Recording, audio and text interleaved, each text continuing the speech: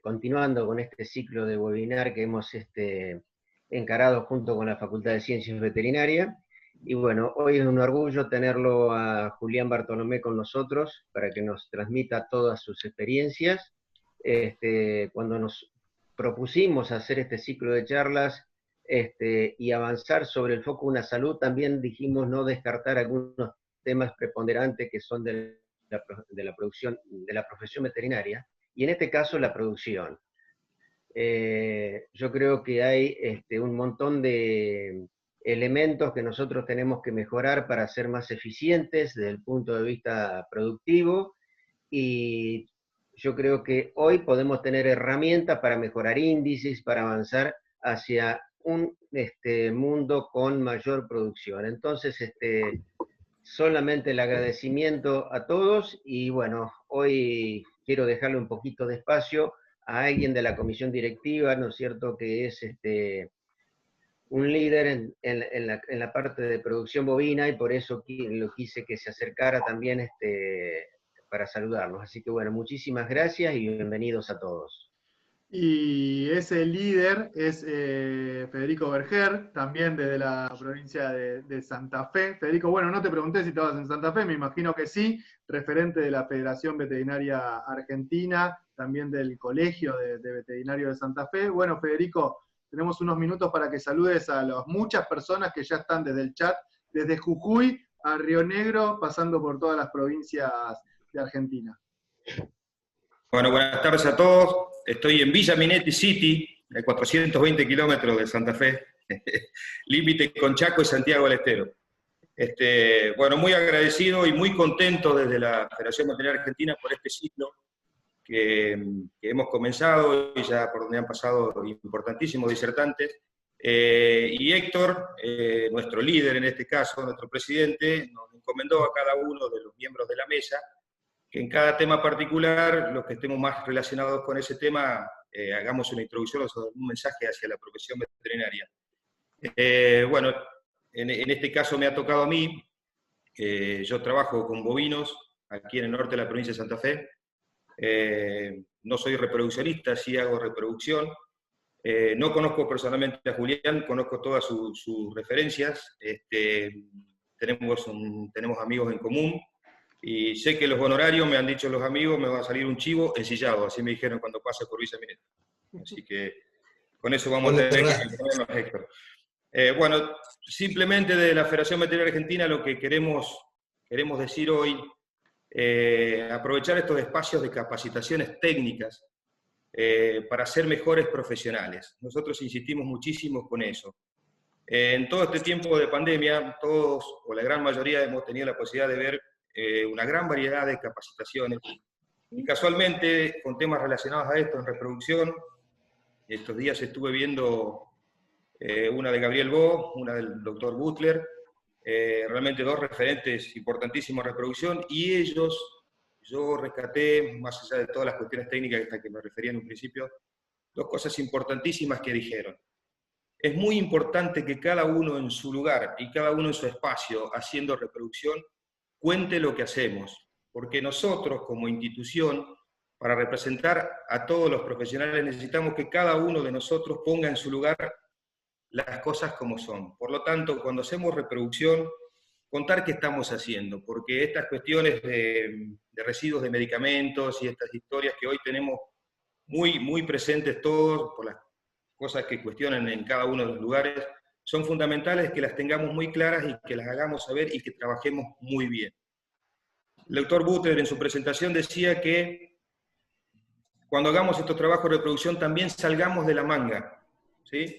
Lo había escuchado en alguna otra presentación, pero es fundamental también salir de esta cuestión solamente técnica e involucrarnos bastante más en lo que está fuera de la manga, ¿sí? Para que también dentro de estos resultados y esta eficiencia reproductiva bovina con estos desafíos y estrategias que plantea Julián, tengan un todo y en ese todo no se queda fuera la sanidad animal. Creo que es un momento importantísimo para la profesión veterinaria. Esto que ha sucedido creo que nos han agarrado de los pelos, que yo no tengo, pero nos tienen que pegar una sacudida muy grande a los veterinarios para empezar a hacer las cosas profesionales mucho más profesionalizadas. Muchas gracias y Julián, mucha suerte. Cuando pases por Villa Minetti tenés el chivo ensillado.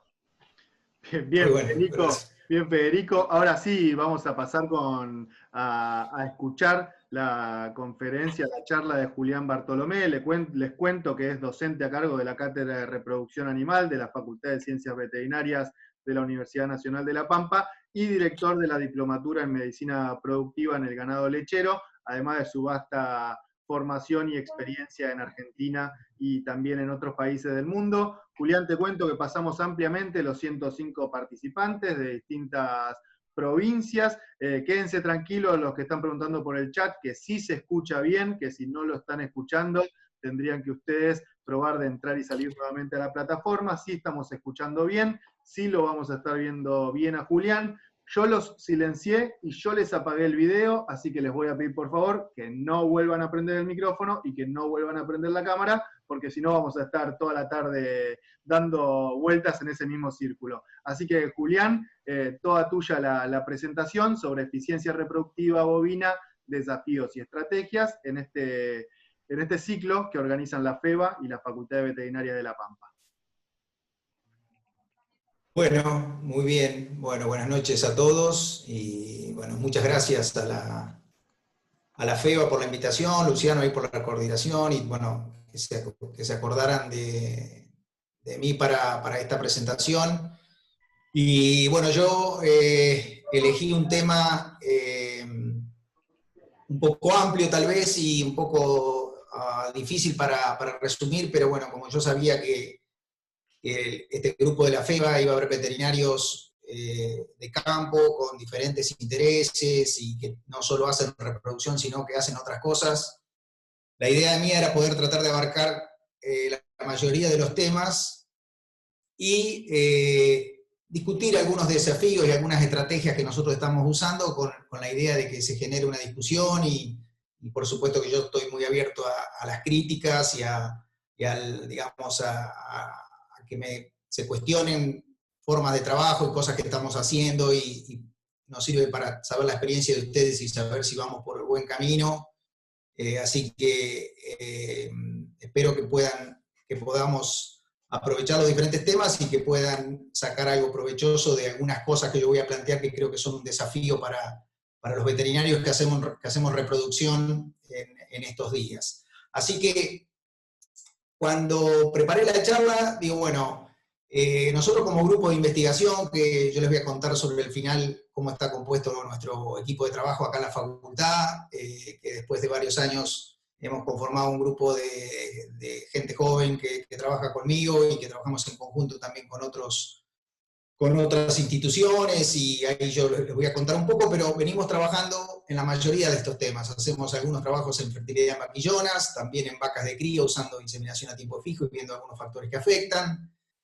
Tenemos alguna experiencia en esto, en lo que es la vaquillona lechera, algunas cosas que vemos más que todo de manejo, y también probablemente el tema cuarto, que es la concepción a primer servicio en vacas lecheras, es lo que probablemente yo estoy trabajando más en el último tiempo, o en lo más desafiante, porque realmente es un tema bastante difícil. Y después hay dos temas que yo no voy a tocar en esta presentación, pero que también tenemos algún estudiante de posgrado trabajando en pérdida de gestación, y algunas cosas que hemos hecho en fertilidad de toros, y sobre todo toros a campo, con evaluación de semen, que bueno, son dos temas que lo vamos a dejar para alguna otra oportunidad, porque de vuelta si no se hacía todo esto muy extenso. Así que en primer término voy a hablar de la fertilidad en vaquillonas con cría y algunos aspectos que nosotros vemos que afectan la fertilidad y en la cual estamos tratando de desarrollar algunas estrategias para poder mejorarlas. Y todos sabemos que, digamos, que los factores que afectan la fertilidad en vaquillones de carne, sabemos que la edad, la pubertad, está determinada genéticamente, pero también influenciada por la nutrición, por la ganancia de peso y la condición corporal de la vaquillona, son factores fundamentales cuando decidimos torar vaquillonas. La sanidad, por supuesto, yo no voy a hablar en este caso de plan sanitario ni nada de eso, pero siempre es un pilar. Mi formación, digamos, inicial en en el grupo del INTA de Balcarce haciendo la residencia en sanidad me dio, digamos, un poco la plataforma para trabajar en reproducción, pero nunca olvidarnos de los temas sanitarios porque son fundamentales, ¿no? Cuando uno empieza a aplicar biotecnologías reproductivas, tener un rodeo sano es fundamental.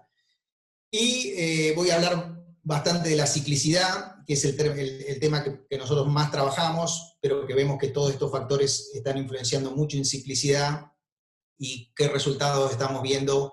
Y voy a presentar algunos resultados en vaquillonas Braf, en el norte del país, y en vaquillonas británicas en nuestra zona pampeana, donde vemos grandes diferencias en el comportamiento de estas distintas categorías, con resultados bastante diferentes en vaquillonas Bradford en el norte y vaquillonas británicas acá en la pampa húmeda.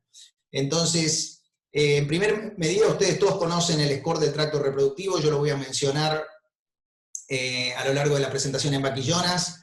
Y este score es un poco el que uso yo, que me parece muy, la verdad que muy preciso, muy adecuado, más allá que después uno puede hacerse su propio score entre vaquillonas que no están ciclando y vaquillonas que están ciclando, pero básicamente esto yo no voy a hablar de todos estos detalles que todos los veterinarios manejan, pero esta es una buena tabla para empezar y una buena referencia para empezar y después uno armar sus propias categorías, pero básicamente hablamos de estas vaquillonas 4 o 5 son vaquillonas que están ciclando, que están en celo, que tienen cuerpo lúteo, y acá es importante que el veterinario, sobre todo los veterinarios jóvenes, desarrollen la habilidad para detectar estos animales, para hacer un diagnóstico. Y después tenemos estas vaquillonas, que son las más complicadas, que las que yo voy a hacer mención, que son las que no han empezado a ciclar o están al borde de ciclar, que tenemos tono en el útero, son bastante difíciles de clasificar, muchas veces no sabemos si están por entrar en celo o no están por entrar en celo, pero la realidad es que no nos convence el tono uterino para decir que están en celo, pero tienen un crecimiento folicular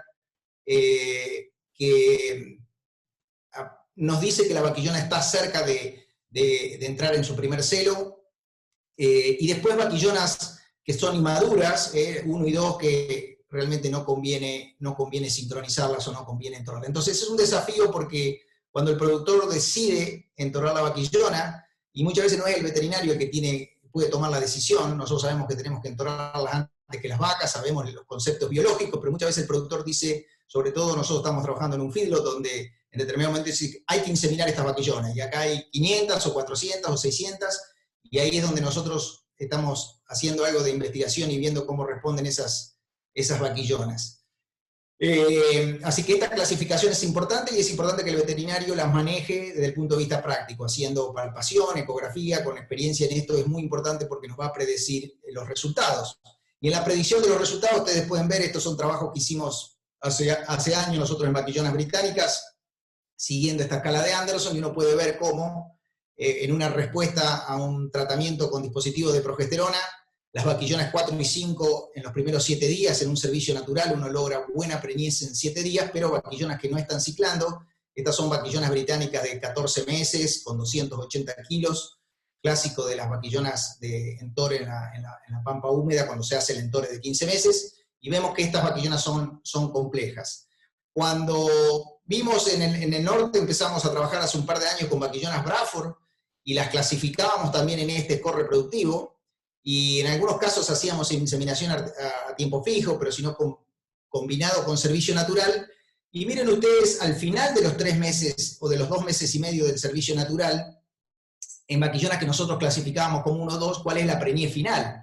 O sea que hay animales que van recuperando, van empezando a ciclar, pero al final de la temporada muchos de estos animales quedan vacíos. Lo mismo pasa para el score 3 y las vaquillonas score 4 y 5, que la realidad que uno en el norte, en vaquillonas Bradford, en vaquillonas en general uno espera 95% acá, pero nosotros la verdad que en el norte, en vaquillonas Bradford, Brangus y algunas cruzas con criollo, no podemos pasar estos números y vemos algunos problemas acá que probablemente sean genéticos y que nos den esa baja fertilidad. Entonces, la habilidad del veterinario, nosotros trabajamos con muchos veterinarios jóvenes entrenando para que puedan hacer este score del tracto reproductivo, poder diferenciar una vaquillona que está con un útero evidentemente sin mucho trofismo por los esteroides, las hormonas esteroides, con poco desarrollo en los ovarios, contra una vaquillona que ha movido los ovarios, tiene crecimiento folicular, tiene un buen útero.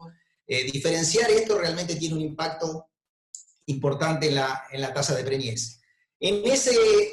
Nosotros trabajando con esas categorías de animales, lo que hicimos fue, en algunos casos, comparar protocolos como ustedes están disponibles los protocolos de 5 días que se usan bastante en Estados Unidos, este protocolo J5 que desarrolló Javier de la Mata, trabajando con Gabriel en su maestría, es un protocolo también que los veterinarios usan bastante. También hemos usado el protocolo convencional con estradiol, que usan casi todos los veterinarios, pero estamos probando diferentes alternativas y viendo qué impacto tienen en las diferentes categorías de preñez, pensando que a veces los estrógenos nos pueden dar algún beneficio en resincronizar la onda folicular y la GnRH en la ovulación, pero lo que vemos un poco que estos protocolos a veces, en el caso de un COSIN que no usa GnRH inicial, sincroniza más la ovulación un poco más temprano,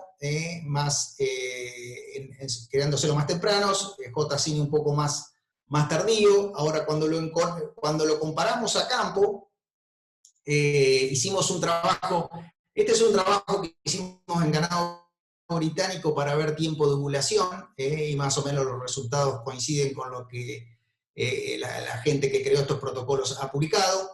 Y cuando los comparamos a campo, en este caso comparamos este protocolo de 5 días que no usa estrógenos, pensando un poco en el futuro y pensando que los estrógenos pueden tener alguna complicación en el futuro para su uso, son más difíciles de usar también a campo por el riesgo que tienen para el personal y demás. Entonces comparamos este protocolo que es de 5 días y que no lleva GnRH inicial, en Vaquillonas Braford, esto lo hicimos en el norte de la Argentina, en Salta.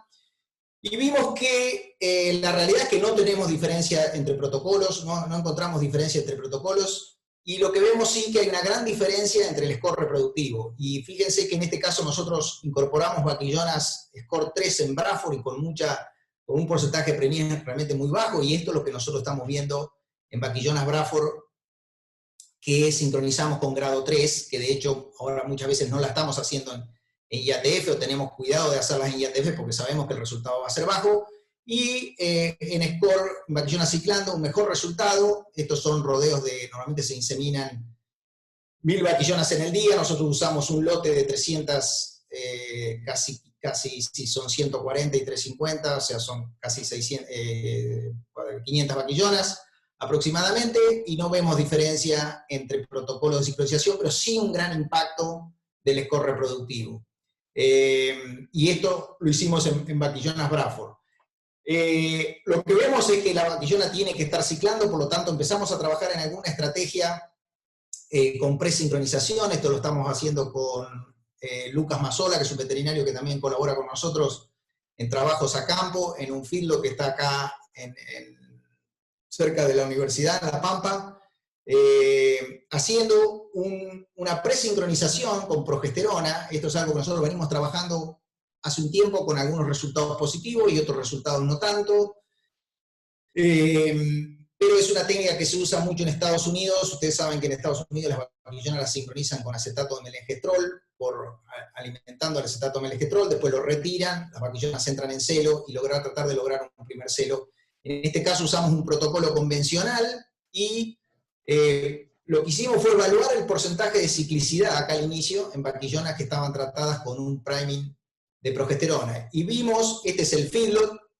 Si ven, esta vaquillona es muy diferente a la vaquillona Braford grado 3. La vaquillona Braford grado 3 es una vaquillona mucho más criada, que a lo mejor tiene aproximadamente 20 meses. Esta es una vaquillona que tiene 14 meses, pesa 280 kilos, está manejada en feedlot con engordes que van de 700 a 800 gramos. Es una categoría complicada para sincronizar por su tamaño. Y estos son resultados que tuvimos en el primer intento que hicimos con esta presincronización. Y si ustedes pueden ver acá, en la tabla de arriba está la respuesta a la ciclicidad al inicio del protocolo, ¿no? O sea, cuando miramos la ciclicidad acá, cuando íbamos a empezar, lo que vimos que aquellas vaquillonas que habían recibido el priming de progesterona, si ustedes ven, el porcentaje, un 68-70%, tenían cuerpo lúteo. O sea que logramos que las vaquillonas con Priming empezaran a ciclar. Ahora, cuando fuimos a ver el porcentaje de preñez, no vimos diferencia. Ustedes ven una diferencia numérica acá, pero estadísticamente no es significativa, o sea que el priming no funcionó, pero fíjense las vaquillonas control, aún nosotros haberla diagnosticado en grado 3, como que estaban empezando a ciclar, la respuesta fue mucho mejor. O sea que un grado 3 en británico, en nuestra experiencia, funciona bastante diferente a un grado 3 en Bradford, donde nosotros pensamos que la vaquillona va a empezar a ciclar, pero no comienza a ciclar. Uno de los aspectos que estamos charlando con la gente que produce dispositivos de progesterona, y nosotros también estamos probando dispositivos de progesterona, es que en estas vaquillonas que recibieron 2 dispositivos de progesterona, si ustedes ven, recibieron un dispositivo acá y recibieron un dispositivo acá, tuvimos bastante problema de inflamación en la vagina al momento de inseminar. Cuando inseminamos acá fue bastante dificultoso en un porcentaje importante de animales, pero no lo registramos porque, bueno, fue una sorpresa y no lo esperábamos, y ahora lo estamos teniendo en cuenta y estamos evaluando, poniendo diferentes dispositivos de diferentes marcas con diferente tamaño y fuerza en las ramas del dispositivo, porque ya habíamos escuchado que otros veterinarios habían tenido problemas de inflamación de la vagina en vaquillonas de 14-15 meses, pero es un tema que nos dejó preocupados, así que es algo en que estamos trabajando. Pero bueno, en conclusión, digamos, las vaquillonas Score 3 en el británico nos responden bastante bien al protocolo, cosa que no nos pasa en el Bradford. Viendo un poco eso, empezamos a hacer algún trabajo ahora con progesterona inyectable. La idea es hacer lo mismo, pero con progesterona inyectable, para poder inducir celo en estas vaquillonas que están en Score 3, y ver si podemos inducir celo acá y empezar vaquillonas ciclando, y en este caso vamos a usar, esto es algo que estamos haciendo en este momento, en el mismo filo, pero vamos a usar el protocolo de 5 días con GNRH, que de vuelta nos interesa trabajar con este protocolo por la posibilidad de usar GNRH y no tener que usar estrógeno. Bueno, eso era un poco acerca de vaquillonas. Respecto a vacas, les quería comentar un trabajo que hicimos en postparto, en IATF, en vacas de cría, un trabajo que hicimos en Intanguil. Es un trabajo que nos llevó más o menos 3 años de aplicar una comparación de protocolos, del protocolo convencional, que es el que utilizan la mayoría de los veterinarios, que desarrolló Gabriel y su gente, y a partir de los trabajos un poco que hizo Gabriel en su doctorado, y se fue perfeccionando, incorporando también la gonadotrofina coriónica equina, pero este es un protocolo que la mayoría de los veterinarios usan, y nosotros lo comparamos en este trabajo que fue publicado en Theriogenology en 2019, con el protocolo que se usa en Estados Unidos, que es un protocolo COSIN de 5 días, porque bueno, ellos no pueden usar estrógeno, y la idea era ver en el posparto de la vaca de cría. Estas son vacas Aberdeen Angus, es el plantel Aberdeen Angus del Intanguil, que viene colaborando con nosotros en algunos trabajos de sincronización, y fíjense, estos son los resultados que están publicados en Theriogenology. Lo que vimos nosotros a lo largo, uniendo los 3 años, fueron 4 años de trabajo, perdón, acá está la época del año, y fíjense que tuvimos una mejora con el protocolo de 5 días, en este caso en ninguno de los 2 casos usamos gonadotrofina coriónica equina, pero vimos una mejora al protocolo de 5 días, después vimos un efecto de la estación del año. Yo quería detenerme acá en este 32%, lo que hicimos entre el año 1 y el año 2 fue adelantar 20 días el servicio, por una cuestión de manejo, de practicidad del Intanguil. El Intanguil nos propuso, queremos adelantar el servicio, creo que fueron 15 o 20 días, y fíjense, porque yo ahora voy a hablar del impacto de los días posparto. Entonces, este año acá sufrió mucho el impacto de los días posparto. Este año fue un año muy llovedor, había muchísimo pasto en el INTA, las vacas estaban en muy buen estado corporal, y fue el mejor año, el año 1. Pero fíjense el impacto del anestro, que es 20%, y que realmente, si bien podemos encontrar a veces diferencias sutiles en los protocolos, la realidad es que el impacto de la ciclicidad es mucho mayor, y también en algunos casos el impacto del toro que utilizamos, nosotros también vemos que nos da una diferencia en la fertilidad. Cuando fuimos a mirar las interacciones con ciclicidad, esto nos resultó bastante interesante porque fíjense que el protocolo de 5 días, donde realmente hizo la diferencia, fue con animales ciclando.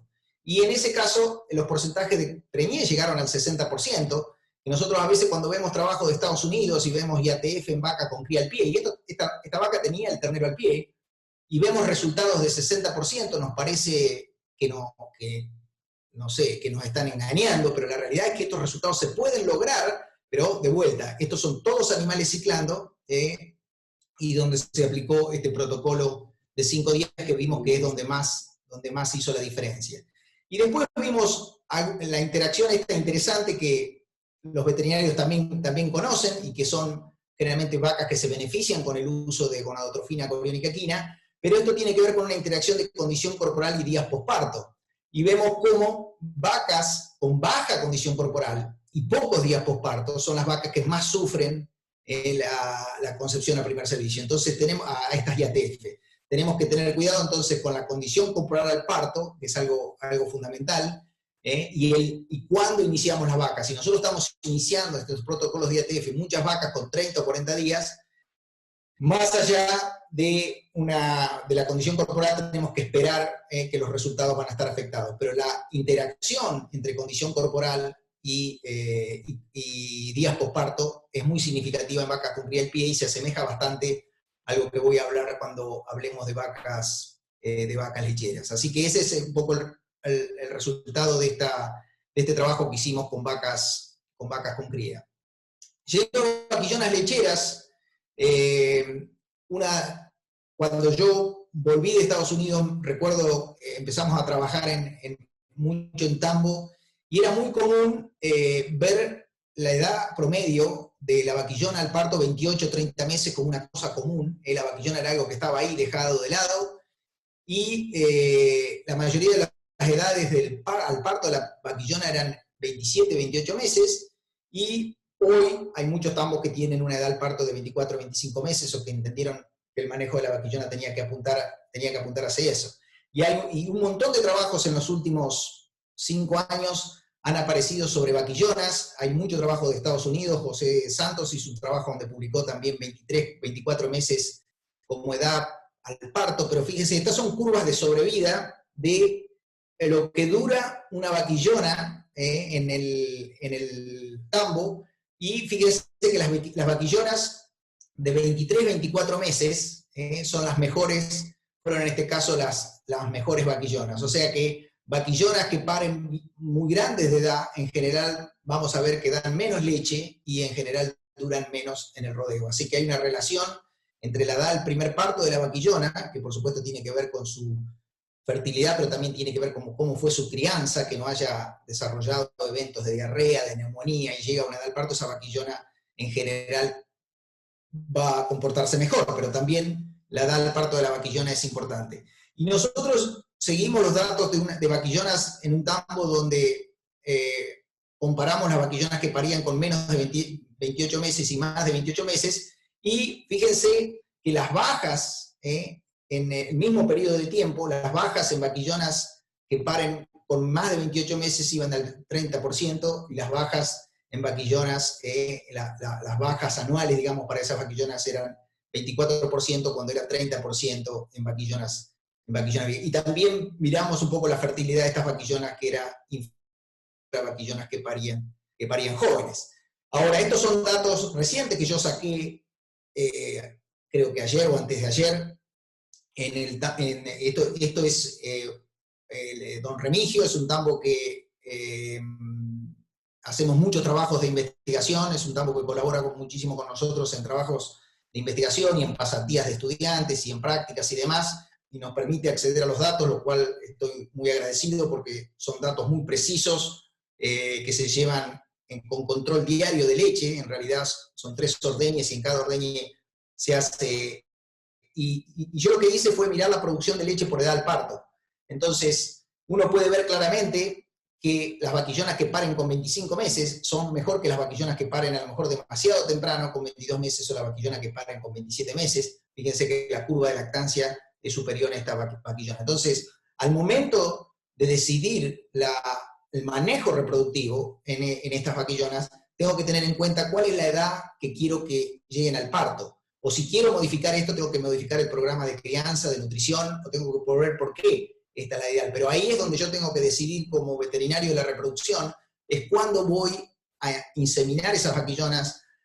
Ahora, como generalmente la inseminación muchas veces comienza con semen sexado, también tengo que ver en qué momento inicio y ser eficiente al momento de iniciar, porque si yo inicio temprano para poder preñar acá, algunas se me puede preñar muy temprano y me lo va a pagar en leche, y si inicio muy tarde, algunas se me puede ir. Entonces, lo ideal es iniciar, si yo quiero preñar las vaquillonas con 15 meses, con 14 o con 16, es aplicar una estrategia agresiva para inseminar las vaquillonas en ese momento y poder lograr esas vaquillonas que queremos lograr. Y en eso, los protocolos de sincronización aparecen de vuelta como una estrategia. Esto es algo que estamos usando, yo acá puse algunos datos de vaquillonas que hemos hecho en grupos no muy grandes, pero este es el mismo protocolo de 5 días que nos viene funcionando muy bien.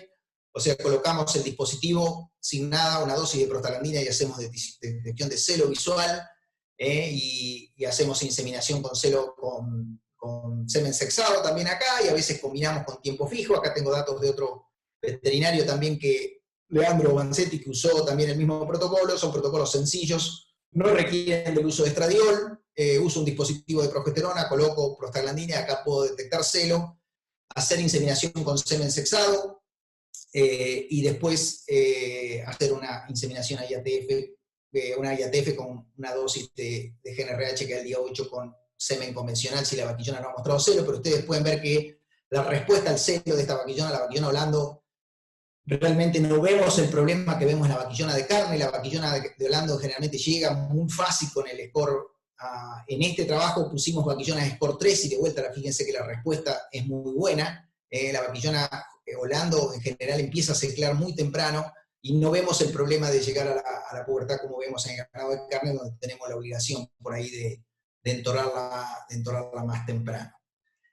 Yendo ahora al cuarto tema que les planteé discutir, que es la concepción al primer servicio en vacas lecheras. Este es un tema que yo realmente lo sufrí mucho a la medida que los tambos fueron aumentando su producción individual. Y creo que cambió la dinámica, o cambió el paradigma de cómo manejamos la reproducción, que hizo que realmente no pudiéramos mejorar la concepción al primer servicio en estas vacas si no nos ocupábamos de todo el manejo nutricional y sanitario, porque realmente estas vacas, que hay muchos tambos en la Argentina que hoy promedian los 35 o 36 litros, y aún en tambos de menos producción y sistemas pastoriles, los sistemas de producción fueron llevándonos a que la concepción al primer servicio fuera realmente un desafío, y yo quería darles un poco mi visión de eso. Julián. Entonces, sí.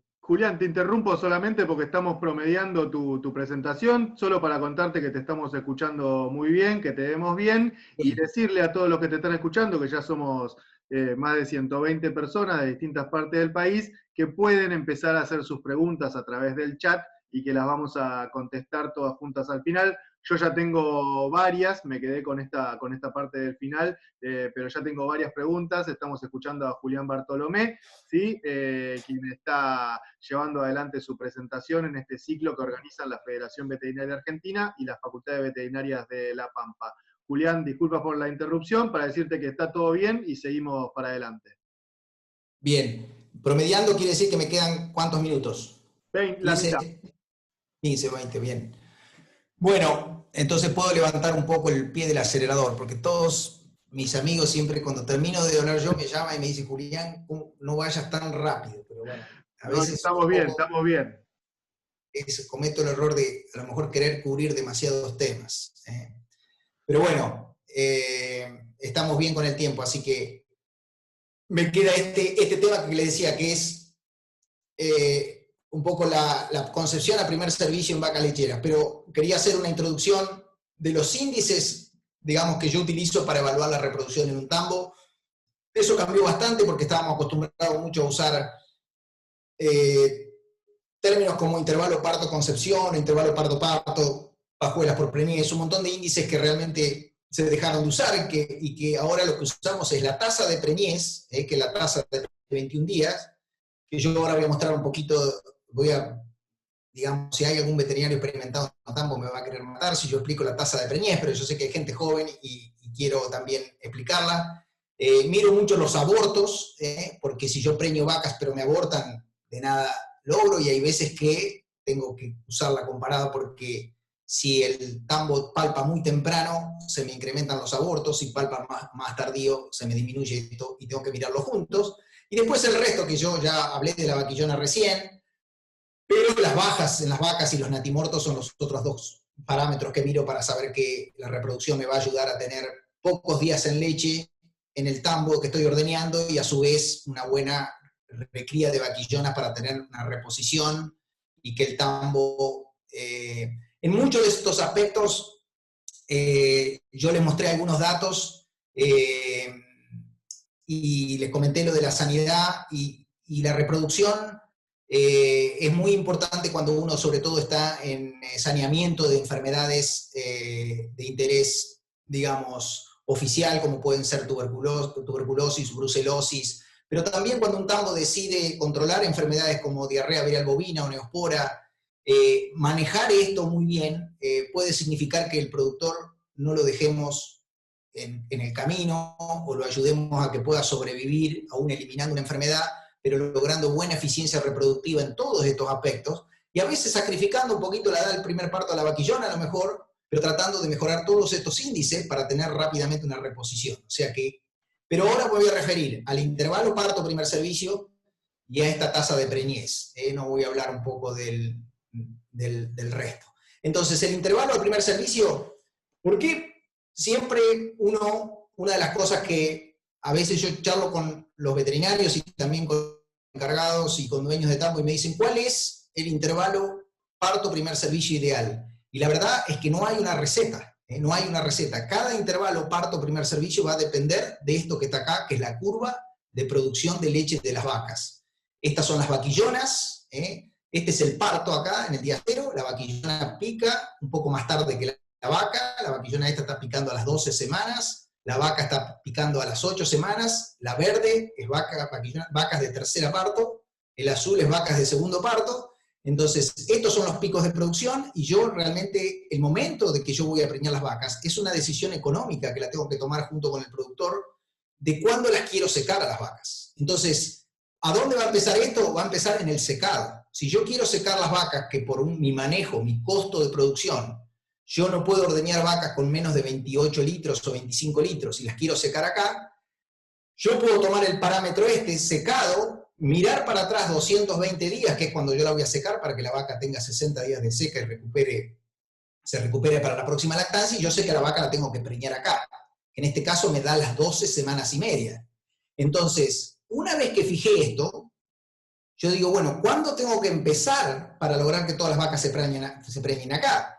Y un matemático diría, bueno, empezar lo más temprano posible, porque si vos empezás acá, cuando llegues al tiempo la vas a preñar a todas. Pero la realidad es que la vaca tiene muy afectada la fertilidad acá, y es lo que yo quería discutir con ustedes. Acá hay todo un montón de factores que afectan la fertilidad y que a veces inseminar vacas demasiado temprano puede ser contraproducente, porque puedo estar en un momento difícil para la vaca y las concepciones ser bajas. Entonces, me conviene empezar cerca de esta flecha, pero ser muy agresivo, muy eficiente, y llegar con una vaca sana y fértil lo más cercano acá posible, cosa que en un par de inseminaciones yo pueda preñar todas las vacas. Entonces podría decidir, digo, bueno, si a mí entonces ahí sí donde tengo que ver, bueno, ¿qué tasa de concepción tengo yo? A lo mejor tengo 30 y digo, bueno, no, la voy a mejorar a 40, pero realmente la mejoré, la voy a tener 40, entonces tengo que conocer mi tasa de concepción para saber cuándo arranco a inseminar la vaca y llego. Ahora, si yo, lo ideal sería tener 100% a primer servicio y yo empiezo a inseminar acá, porque la vaca me va a haber recuperado la fertilidad mucho, mucho mejor. Pero la realidad es que no es así. Y, de hecho, los americanos cuando usaron somatotrofina bovina, lo que hacían era extender la curva de lactancia, entonces no necesitaban inseminar temprano. A mí me tocó llegar a Estados Unidos con uso de somatotrofina y venirme sin uso de somatotrofina, y eso cambió el intervalo parto primer servicio y el momento que decidíamos inseminar la vaca. Y también lo va a cambiar entre un tambo de 25 litros, un tambo de 30 y un tambo de 35 litros. O sea que este concepto tenemos que sentarnos a charlar con el encargado, con hacia dónde va la producción y dónde lo vamos a colocar este manejo reproductivo. Y no solo que la fertilidad está afectada acá, sino que hay trabajos de tantos hechos en Florida como en Wisconsin, que muestra que si yo preño una vaca muy temprano, puedo perder plata. Y el caso de fíjense, el rojo es primera lactancia, y en este trabajo hay que ver las condiciones. Esto no es una receta, esto cambia en todos los sistemas. Si yo tengo un sistema pastoril de baja producción, a lo mejor sí tengo que empezar a inseminar acá a los 40 días, pero evidentemente esta vaquillona, preñándola acá muy temprano, perdí plata, entonces las tengo que preñar a la vaca acá, y a la vaquillona un poquito más tarde. Que hay tambos que lo hacen, deciden atrasar un poco en vaquillonas. Pero es un número económico, no es un número que solo sale de la involución uterina y de la ciclicidad. Si bien nosotros necesitamos que la vaca después del parto, sabemos que necesitamos mínimo 45 días para la involución del útero, y la vaca enseguida empieza a ciclar, así que no hay problema, pero es un número económico que lo tenemos que tener en mente. Entonces, ¿qué pasa? Si yo quiero iniciar en el momento acá, quiero preñar la vaca, ¿y dónde voy a iniciar? Si yo inicio con detección de celo, y este es un gráfico de Dairycom, pero que lo pueden hacer con cualquier programa, cada punto de esto es una vaca, y esta es una fecha. Y este es un tambo que yo miré los datos hace un tiempo, un tambo que iniciaba con detección de celo, y es una de las cosas que yo veo en la mayoría, en muchos tambos en la Argentina, porque muchas veces tenemos que iniciar con detección de celo porque no tenemos alternativa. Pero ¿qué pasa? Si ustedes miran los días en leche acá, la primera inseminación, digamos, esta, por ejemplo, que está acá, esta es una vaca, que estoy marcando yo con mi puntero, esta es una vaca que se inseminó al día 40.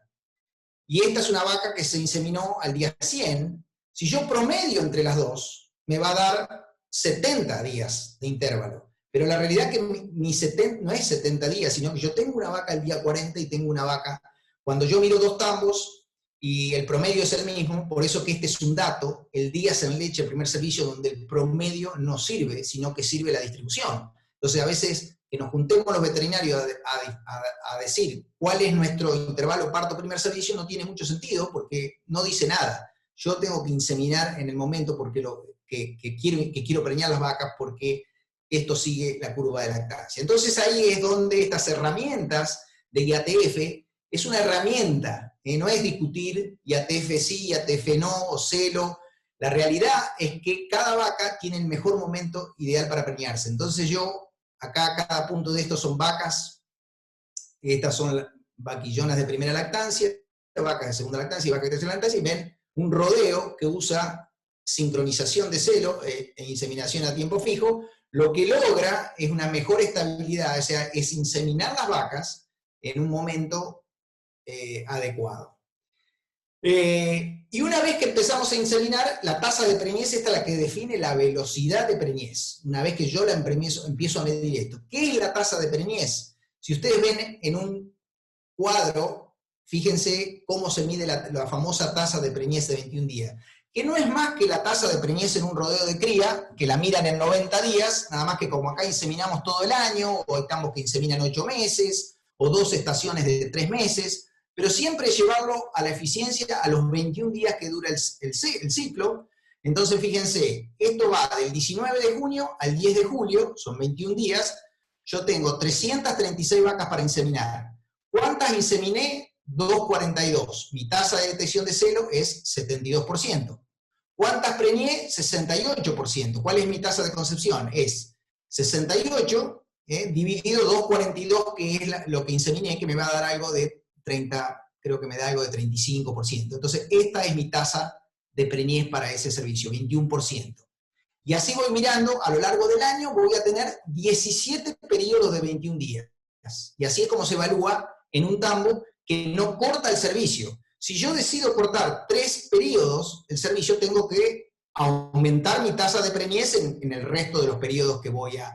Pero ese es el índice reproductivo que mejor nos sirve en el tambo, tanto para un rodeo estacionado como para un rodeo anual. En mi en mi forma de ver las cosas, pero no tengo la verdad de todo y de vuelta estoy muy abierto a discutirlo, pero va a marcar la velocidad con que yo premio las vacas. ¿Y por qué? Porque si yo lo miro, me parece que no lo tengo acá, pero si yo lo miro, lo voy a mostrar después, por días en leche también, esta tasa de preñez arranca, cuando yo arranco acá a la primera inseminación, de acá en más, una vez que le di el primer servicio, mi tasa de preñez me va a definir qué tan rápido la voy a preñar después que le di el primer servicio. Y ahí viene lo importante de los protocolos de resincronización o el diagnóstico que hace el veterinario de preñez para palpar esas vacas que lamentablemente la vaca lechera es una vaca que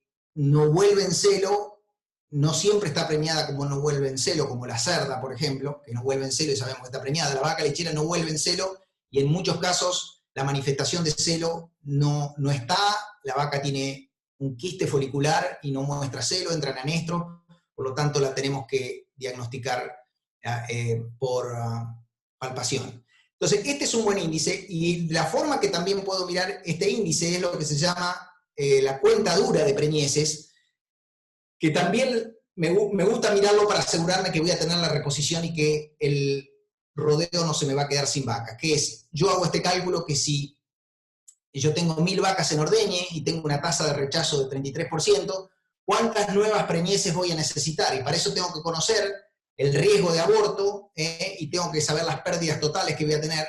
Entonces, yo sé que si preño vacas y vaquillonas, más o menos voy a tener que preñar por mes 76 vacas y 34 vaquillonas, un 7% por mes.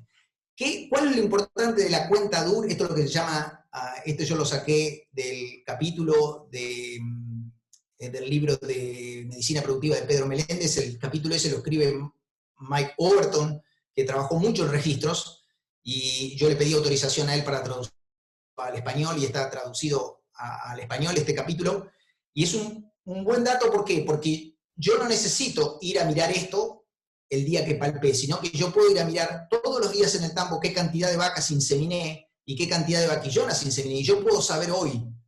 No necesito venir dentro de 40 días a ver si el tambo está preñando. Yo voy hoy, que 28 de julio, y digo, ¿cuántas vacas inseminé? ¿Cuántas vaquillas inseminé? ¿Cuál es mi fertilidad? ¿Cuál es mi riesgo de aborto? Y yo puedo decir, estamos bien, vamos a tener las vaquillonas necesarias para meter un plan de control de brucelosis, de control de tuberculosis, de control de neospora, o crecimiento si el tambo quiere crecer, y yo lo voy a saber hoy cómo vamos a estar dentro de un año cuando estos animales sean necesarios para la reposición. Ahora, yo recién hablaba de la fertilidad en estos periodos, lo que determinaba la tasa de preñez y los factores que podrían, y acá sí tenemos un mundo de cosas que nos pueden afectar la fertilidad, con la cual todos los veterinarios conocen, trabajan y manejan. Ahora, si ustedes me dicen a mí cuál es mi pesadilla, la pesadilla, por supuesto que es el estrés calórico en el lugar donde a mí me toca estar. El estrés calórico nos genera un daño tremendo en producción, no solo en reproducción, pero también en producción. Y les puedo asegurar que no es solo enero, son prácticamente 6 o 7 meses que la vaca lechera sufre el estrés calórico, porque si no la agarra en el parto, la agarra en la transición o la agarra en el pico de lactancia, y realmente el estrés calórico es muy dañino, y es algo que hay que hacer algo, porque la pérdida de producción que genera es muchísimo. Pero después, condición corporal, días en leche, los días posparto, y en combinación las enfermedades de la transición, porque las enfermedades de la transición lo que producen es pérdida de condición corporal, y eso nos va a afectar muchísimo la concepción. Fíjense el impacto del verano en un tambo de muchas vacas. Miren lo que es febrero, tasa de concepción que van desde casi 40% a caerse a un 15%, y miren la caída de la tasa de concepción. Fíjense lo que es el impacto del verano, no voy a descubrir nada. El impacto de la condición corporal, cada vez que evaluamos, cada vez que comparamos vacas con alta y baja condición corporal, pero bueno, esto lo sabían nuestros abuelos también, que si la vaca está flaca no se preña. Este es un dato que me lo compartió Pablo Caliú, es un veterinario que hace reproducción en la zona de Lincoln. Pablo me permitió analizar estos datos de 4 tambos en donde evaluamos la concepción a primer servicio en un tambo que corta el servicio, inicia en mayo, y mirar por intervalo, vacas que se inseminaban temprano, vacas que se inseminaban más tarde y vacas que ya tenían más días en leche, y fíjense la diferencia que hay en los 4 tambos. Había tambos que sufrían mucho más inseminar vacas tempranas que otros tambos. Evidentemente, alguna diferencia en manejo de la transición existía. Entonces, los días en leche sabemos que nos van a tener, así como lo tienen los días posparto en vaca de cría por condición corporal, pero sabemos en vaca lechera que esta es la clave, digamos, de la fertilidad acá. Entonces, ¿por qué yo en un principio dije que la evolución de los sistemas de producción había cambiado el paradigma de... yo recuerdo apenas me recibí, lo primero que compré cuando me recibí, me compré un vaginoscopio, que todavía lo tengo, se lo presté a un amigo un tiempo cuando me fui a Estados Unidos, cuando vine me lo devolvió, así que todavía lo tengo, el vaginoscopio con la linterna, y me compré un frasco de Lotagen y una pipeta para hacer lavajes uterinos, y bueno, ahí esa no la guardé, por ahí debe estar, pero cuando yo me recibí, nosotros empezamos había que trabajar en reproducción al día 45, dábamos las vacas de alta, la vaca abierta. Después, al tiempo, dijimos, no, tenemos que trabajar sobre las frescas, y hoy un huracán de información que hay en los últimos 5 años o 10 años nos dice que el secreto de la reproducción está en los 21 días preparto, en la dieta, en el consumo de materia seca, en la condición corporal, en un montón de herramientas que hace que los reproduccionistas nos hemos metido un poco en el manejo de la nutrición y los nutricionistas se han metido un poquito en la reproducción. En la realidad, ¿qué terminamos dándonos cuenta? Que es un trabajo en equipo y un trabajo que si las cosas no están bien hechas acá, voy a tener estas enfermedades que nos van a generar una baja porcentaje de concepción acá. Entonces, un poco empezamos a seguir los trabajos que se vienen haciendo en impacto de la alimentación en la fertilidad, de dietas preparto. Hay una revisión muy interesante de 2018 en el Journal Dairy Science, donde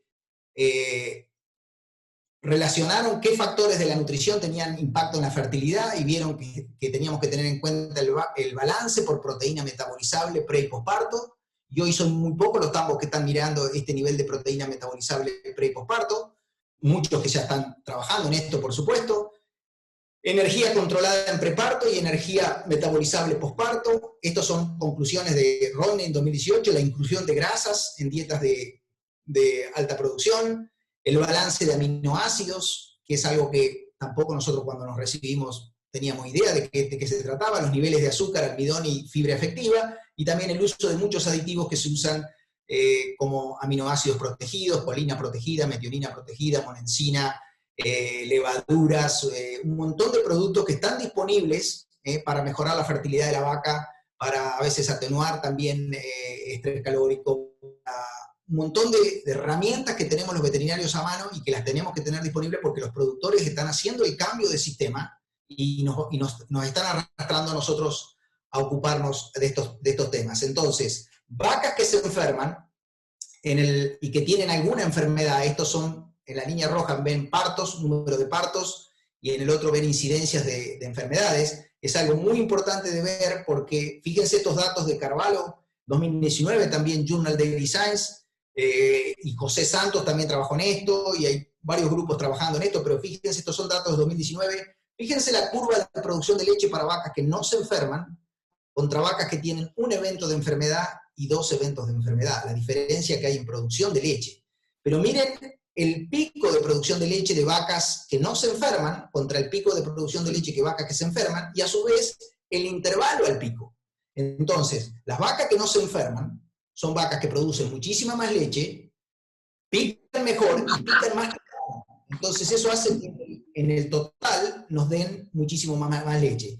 Y ellos mencionan que hace falta más datos para confirmar estos hallazgos, o por lo menos ver la magnitud de los impactos, y también la magnitud de los impactos en pérdidas embrionarias. Si ellos miraron la preñez, fíjense, las vacas, esto es una curva de sobrevida también, y que toma días en leche en este eje, y las vacas cómo se van preñando, la cantidad de vacas preñadas que tengo. Fíjense, para las vacas que no sufrieron ninguna enfermedad después del parto, es una vaca que pare, y el próximo evento que tiene es su primera inseminación y no tiene noticias de ninguna enfermedad de las que yo les mostré que pueden aparecer, miren cómo se van preñando contra vacas que se enferman. Entonces la importancia de vacas que no se enferman. Nosotros tenemos una becaria trabajando con nosotros en una tesis doctoral que está trabajando sobre mortalidad embrionaria, y uno de los datos que ella que Alicia está tomando es las diferentes enfermedades.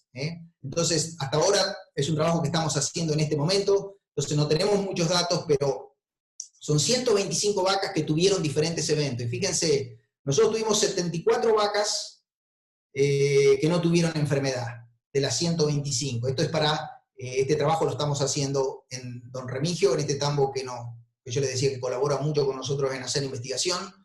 Y tuvimos 74 vacas, o sea que es más o menos, creo que me da el 60% de vacas que no se enfermaron, a lo mejor un poquito más. Pero miren la concepción de esas vacas. Y nosotros todavía no tenemos todos los datos, pero lo que estamos haciendo es, esta concepción es a una ecografía el día 32, son todos primeros servicios, por supuesto, porque evaluamos el periodo de fresca, son todos primeros servicios, pero fíjense vacas que hicieron cetosis, vacas que hacen metritis, vacas que hacen mastitis, o fíjense las vacas que hacen retención de placenta, ¿está bien? Son pocas, estamos colectando datos, pero también esto coincide con lo que ha publicado la bibliografía, o sea que no estamos descubriendo nada, sino que le estamos poniendo números en un rodeo local, y que podamos ver nosotros en nuestros sistemas cómo las concepciones que podemos lograr. Entonces, yo hace un tiempo, por supuesto que estas son concepciones de invierno, 54%, que son muy buenas, pero son concepciones de invierno. Y en ese primer servicio, en este trabajo, nosotros estamos usando este protocolo, que de vuelta, yo siempre les digo, el protocolo parece no hacer mucho la diferencia. Yo en el caso de tambo siempre uso GnRH, porque bueno, es una vaca que necesita progesterona, y por lo tanto puedo inducir cuerpo lúteos accesorios, pero básicamente hacemos este protocolo de COSIN de 7 días, siempre trabajamos con detección de celo, tratamos de ahorrar inyecciones y ahorrar a partes de vaca, o sea que vaca que se sale en celo la inseminamos, y fíjense que la concepción general para este grupo de 125 vacas fue 48%, pero fíjense que las que entran en celo, 60 contra, pero fíjense las 8 vacas que no se despintan, por supuesto, no entran en celo, no manifiestan celo, son vacas que probablemente pueden que están en anestro, pueden que hayan hecho un quiste. La realidad es que nosotros cuando las palpamos no las tocamos en anestro, pero son vacas que pasan por este protocolo y no responden al tratamiento, y la concepción es mucho menor. Pero, de vuelta, el impacto mayor que nosotros vemos más que el protocolo, porque también en numerosas oportunidades hemos comparado este protocolo con protocolos convencionales, no vemos la diferencia, pero sí vemos la diferencia en ese periodo de transición. Y también ustedes podrían acá poner un dispositivo de progesterona, si quisieran podrían completar el protocolo, por ahí podría ayudar a alguna vaca que no esté ciclando. Y esta, para un poco ir concluyendo, esta es la tasa de preñez que nosotros, cuando yo recuerdo empezamos a trabajar en transición, año 2005, 2006, era muy común tener tasas de preñez de 16, 17%, y no podíamos pasar de ahí. A medida que fuimos aprendiendo a conocer la vaca lechera, a mejorar mucho de la transición, hoy estamos viendo tasas de preñez mucho mejores, de 24%. Ahora, presten atención a una cosa que son los abortos. Fíjense que sobre 1000 preñeces hay casi 160 abortos, y esta vaca todavía no tuvieron, y eso es lo que nosotros estamos viendo en vacas lecheras. Estamos viendo entre 18 y 20% de pérdidas por aborto en vacas que se preñan a los 32 días, más o menos 33. O sea que esto es algún tema que nos sigue preocupando, y seguimos, y en este trabajo que estamos haciendo ahora estamos muestreando algunas vacas para ver qué vemos en esos abortos, pero este número en tambos de Estados Unidos, si yo estoy viendo acá un 16%, cuando yo miro este mismo dato en tambos de Estados Unidos veo un 11%, más o menos un 12%, o sea, un poco menos que el nuestro, pero sigue estando ahí esas pérdidas embrionarias, y esas enfermedades de transición pueden que tengan mucha relación con estas pérdidas embrionarias. Y de la otra forma que miro esta tasa de preñez, yo decía, estos son los 17 periodos de un año, que son 17 periodos de 21 días, que yo expliqué al principio cómo se evaluaban, pero también lo puedo mirar por días en leche, y lo importante es tener preñez alta al principio, después va a ir cayendo. Pero ¿por qué puedo tener esta preñez tan alta al principio? Porque mi detección de celo de 96% significa que yo estoy usando un protocolo de IATF a primer servicio. Y esa es la razón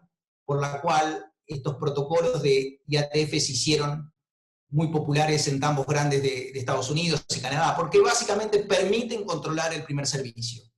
Y bueno, hoy estamos haciendo algunos trabajos en comparación con detección de celo. Yo sé, hay mucha gente que está trabajando con collares de detección, porque bueno, siempre estamos los veterinarios en riesgo de que un día haya hormonas que no podamos usar. Tenemos que ver cómo adaptamos la detección de celo también a darle el servicio en el mejor momento a la vaca, de acuerdo a lo que veíamos de la fertilidad, de cómo esa vaca va recuperando la fertilidad. Así que, como conclusión, y perdonen que yo sé que salté de la vaquillona de carne a la vaca de cría, a la vaquillona de leche y a la vaca de leche, pero asumo que hay veterinarios de las diferentes áreas y probablemente han prestado atención más a los temas que más les interese, pero yo encuentro interesante comparar la vaca lechera con la vaca de carne, porque si bien hay muchas diferencias, también hay procesos biológicos que son bastante interesantes de comparar en la reproducción. Y entonces, como conclusión, les dejo que los cambios en los sistemas de producción han resaltado el impacto de la genética y la nutrición en la fertilidad, la mejora en la producción de leche, en la producción de carne, y esa nutrición de precisión que estamos viendo con un montón de aspectos de la nutrición que es impresionante el impacto que tienen sobre la inmunidad, pero también sobre la fisiología reproductiva, actuando hasta a veces como hormonas. La transición entre el pre y posparto define la fertilidad de las vacas, y esto yo creo que pasa en la vaca de cría también, pero en la vaca lechera es mucho más importante.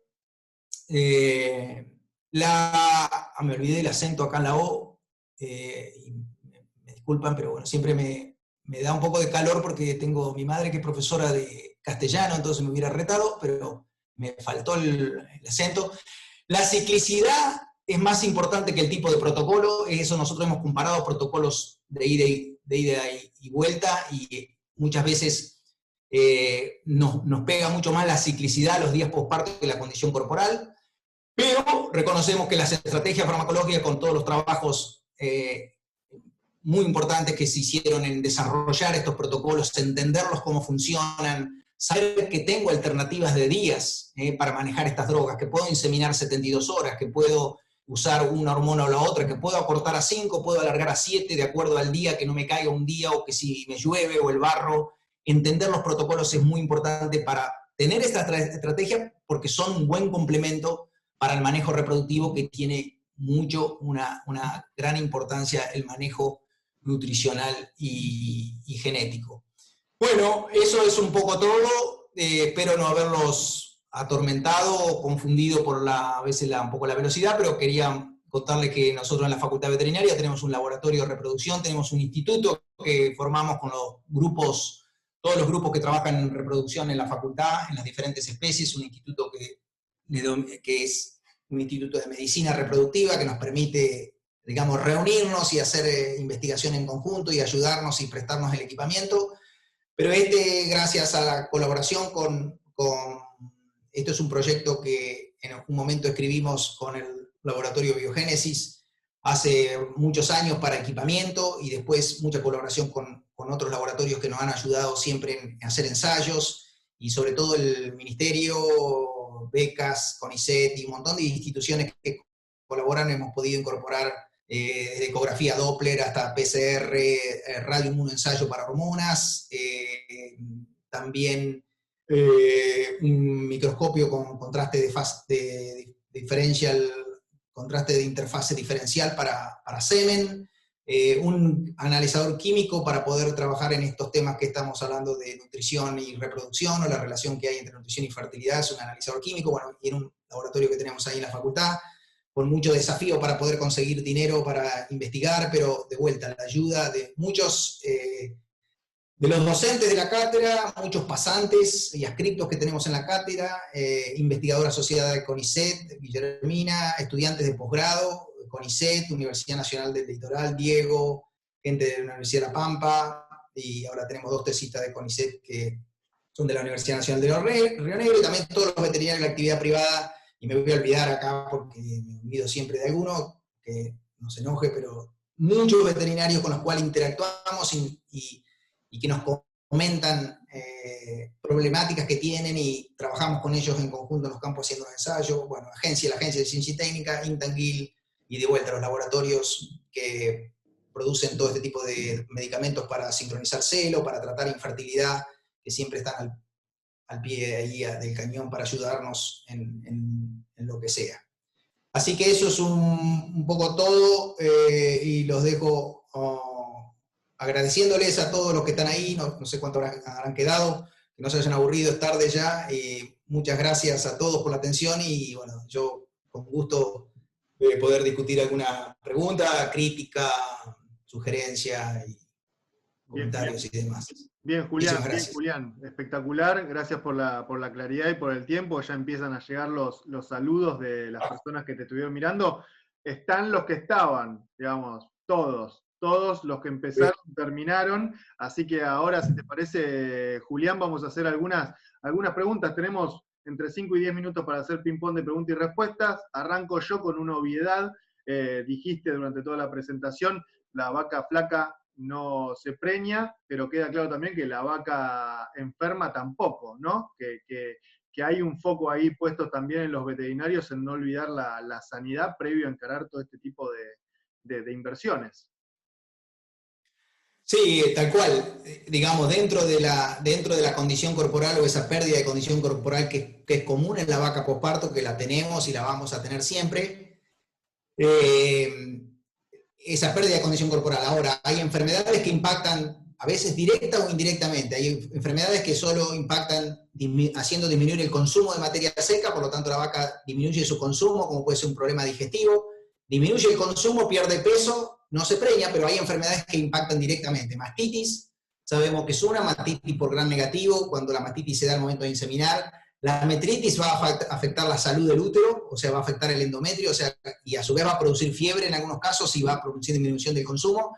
Y después hay un sinnúmero de cosas que no sabemos en la forma en que algunas de esas enfermedades nos están afectando la reproducción, ¿no? Bien, Julián. Estamos escuchando a Julián Bartolomé de la Facultad de Ciencias Veterinarias de La Pampa. Ahora no son preguntas cortas, ¿sí? Voy a tratar de leerlas lo más pausado posible para que las comprendamos, pero tengo una que es, ¿cuál es el intervalo entre la primera aparición y la segunda, la primera PG y la segunda PG en el protocolo de IATF que utilizás en el tambo?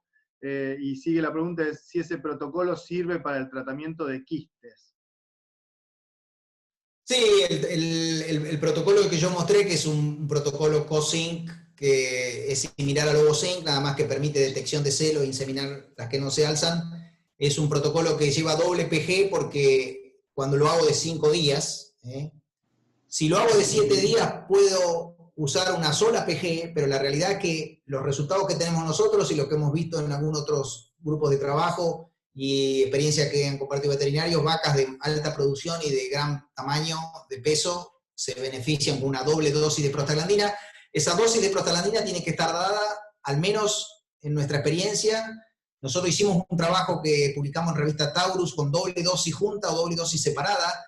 Esa tiene que ser por lo menos 8 horas entre la primera y la segunda. O sea que ustedes pueden elegir ponerla en el ordeñe de la tarde o a la mañana siguiente, pero tiene que tener entre 8 y 24 horas. Y siempre el tiempo de ovulación y el tiempo de inseminación se toman desde la primera dosis de prostaglandina.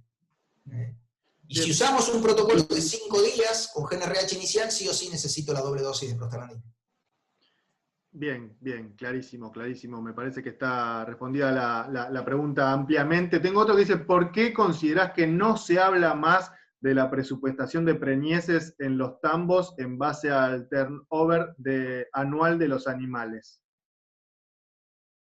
No sé si yo dije eso, pero yo cuando mostré la cantidad de preñeces que nosotros necesitamos en el tambo, puse que una tasa de rechazo del 33%, 35%. Si yo voy a tener una tasa de rechazo del 40%, tengo que probablemente aumentar esa cantidad de animales preñados, ¿no? Pero lo que yo veo en los tambos que nosotros hacemos trabajo, que son tambos más de tipo de dry lot, que tienen un poco más de problema para crecer que los tambos que son pastoriles, por supuesto. Esos tambos Drylot, en general, la tasa de rechazo anda en un 40%, por lo tanto tengo que ser muy eficiente en preñar y en recriar vaquillonas para más o menos salir parejo, mantener el rodeo de ordeño, o a lo mejor crecer un 3-4%, pero es muy difícil crecer más que eso. Bien, Julián. Después me preguntan si utilizan de rutina la SG en las IATF, y de ser así, si notan diferencias en pérdidas embrionarias y o abortos en vacas con ESG y con SG y no SG. La verdad que no tengo datos hoy de... A ver, la gonadotrofina coriónica equina utilizada tanto como pre como post inseminación tiene un efecto FSH-LH, o sea, tiene un efecto luteotrófico, y nosotros en algunos casos hemos visto mejoras en tasas de concepción y de pérdidas, pero los trabajos que vinimos viendo tanto en vaquillonas como en tambo, te voy a decir que probablemente son más controversiales que el claro impacto que tiene la gonadotrofina coriónica equina en vacas de cría, en vacas con cría al pie. O sea que en vacas con cría al pie, como ustedes vieron en el trabajo que hicimos en Anguil, nosotros no usamos gonadotrofina coriónica equina, pero nosotros, aparte de todos los trabajos que hay publicados por los diferentes grupos de investigación que han trabajado con SG, muestran que claramente te aumenta un 10-15% en vacas que tienen baja condición corporal en vacas de cría.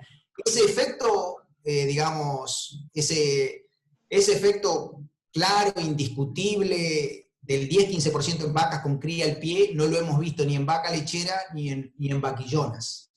Y cuando uno mira los resultados que están publicados, en mi opinión, son un poquito más controvertidos si funcionan, si no funcionan, si hay que aumentar la dosis, si hay que bajar la dosis. Y bueno, ahí yo no tengo tanta experiencia en el uso de SG en esas categorías. Pero en vaca lechera yo no lo uso por los 3 o 4 trabajos que he visto publicados en la bibliografía internacional, muestran resultados bastante controversiales. Bien, Julián, mientras lo voy invitando a Federico Berger también que encienda su micrófono por si quiere hacer alguna pregunta en específico. También lo que te pregunto, Julián, es el vínculo entre los veterinarios y los protocolos, ¿no? ¿Qué vínculo, no? Yo suelo ir a eventos de reproducción y hay como una pasión vinculada al protocolo y a saber del protocolo y a estar actualizado en cuanto a los protocolos. ¿Qué porcentaje del total del cuento, de la historia, es el protocolo respecto de todo lo que vos estuviste hablando? Claro, bueno, yo creo que eso, digamos, yo hice mi doctorado en control farmacológico del ciclo estral y trabajé con el doctor William Thatcher, que es un pionero en ese aspecto, porque bueno, estuvo en los trabajos iniciales, y yo creo que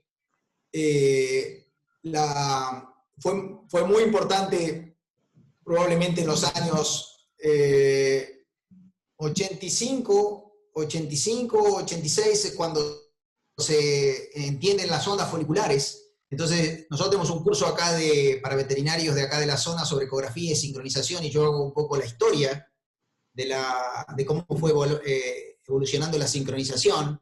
Entonces hubo dos eventos muy importantes cuando se descubren las ondas foliculares y cuando en Florida, Wisconsin y en Canadá trabajan en sincronización con estradiol y con GnRH. Fueron revelando un montón de cosas que transformó la reproducción, ¿no es cierto? Entonces, los veterinarios, sin duda que nos enamoramos de todo eso, por supuesto, porque fue tremendo cómo pasito por pasito se fueron descubriendo las diferentes cosas y se llegó a controlar la ovulación de una forma que los resultados hoy de IATF, y encima de eso el semen sexado, que se ha mejorado muchísimo.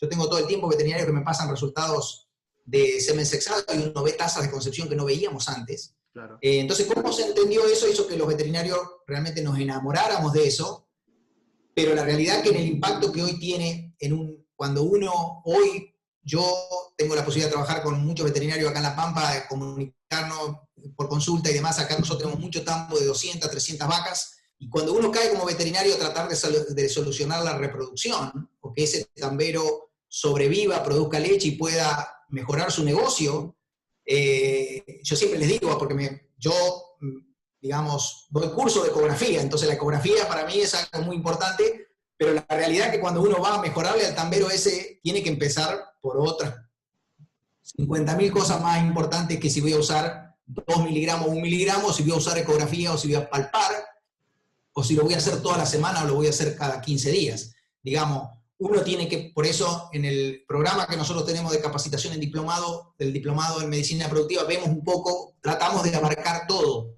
Yo siempre le digo al veterinario que hace reproducción, sobre todo a los muchachos jóvenes que uno tiene en la facultad, piensen afuera, digamos, miren a la vaca como un todo, porque si ustedes van a olvidarse de que puede haber una brucelosis ahí, o se van a olvidar que puede haber una tuberculosis, bueno, tenemos que empezar por la base que aprendimos siempre, esa base sigue existiendo, y más que nunca los productores nos necesitan para trabajar en eso, pero la realidad es que el productor tiene que producir más para los precios de los alimentos cada vez más caros, entonces ahí lo tenemos que ayudar, pero con una visión siempre amplia. Y a veces requiere trabajo en equipo, ¿no? No siempre uno puede desarrollar todas las disciplinas. Bien, Julián, tengo muchas preguntas, pero le voy a dar paso también desde Villaminetti, Minetti City, como dice él, a Federico Berger. Federico, ¿cómo estuviste viendo la presentación de Julián? No sé si querés hacer alguna pregunta o comentario respecto de estos temas. No, le hiciste una pregunta recién que lo habló rápido otra vez, para resumir todo. No, primero, Julián, excelente, increíble. Los que empezaron escuchándote terminaste más arriba. Así que eso es muy bueno para una presentación. Segundo, y con lo que hablaba, con la pregunta que te hizo recién Luciano, que me pareció muy buena, yo creo que en reproducción, dentro de los que hacemos bovinos, es una de las ramas que más creció la profesión veterinaria en capacitación. Si uno se va 10 años para atrás, lo que ha cambiado, y a partir, seguramente lo que decía Julián recién, con el estudio de las ondas foliculares, la aparición del ecógrafo, pero en Argentina, realmente con los trabajos que hicieron diferentes institutos, la cantidad de veterinarios que hay especialistas en reproducción bovina es notable. Y hace poco, no recuerdo preciso el dato, pero el crecimiento de la inseminación artificial en Argentina, y sobre todo los tiempos fijos, debe ser de lo más alto de América en los últimos tiempos. Es impactante lo que ha crecido la técnica, y esto gracias al trabajo de los veterinarios. Por eso, en un principio, lo que quería expresar era que cuidemos ese trabajo, ¿sí? Cada uno de los productos en el Marbete trae como es un protocolo. Entonces, con esa guía lo podría hacer cualquiera. Por eso hay que profesionalizar nuestra profesión y ser muy profesionales en lo que hacemos, para que justamente eso pueda hacerlo solamente un veterinario.